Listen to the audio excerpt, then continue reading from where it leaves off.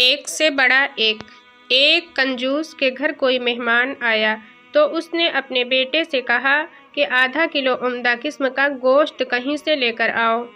بیٹا بازار گیا اور خاصی دیر بعد خالی ہاتھ گھر لوٹ آیا۔ کنجوس باپ نے پوچھا، گوشت کہاں ہے؟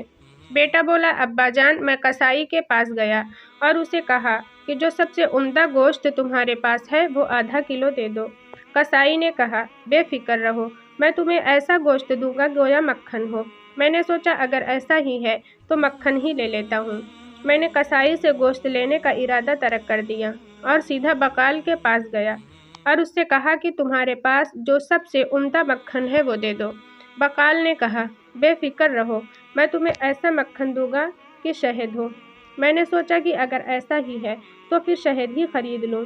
چنانچہ میں شہد والے کے پاس گیا اور اس سے کہا کہ تمہارے پاس جو سب سے عمدہ شہد ہے وہ مجھے دے دو۔ شہد والے نے کہا، بے فکر رہو، میں تمہیں ایسا شہد دوں گا گویا کہ بالکل صاف شفاف پانی ہو۔ میں سوچا اگر یہی قصہ ہے تو پانی گھر میں ہی موجود ہے، اس لیے میں خالی ہاتھ واپس آ گیا۔ کنجوس باپ نے کہنے لگا، واہ بیٹے، یہ تو تم نے بہت عقل مندی سے کام لیا، مگر ایک نقصان پھر بھی کر دیا ہے۔ وہ یہ کہ ایک دکان سے دوسری دکان جانے میں تمہاری جوتی گھس گئی ہوگی۔ بیٹا بولا، نہیں ابا جان، ایسا نہیں ہے، میں تو مہمان کی چپل پہن کر گیا تھا، اس لیے کوئی نقصان نہیں ہوا۔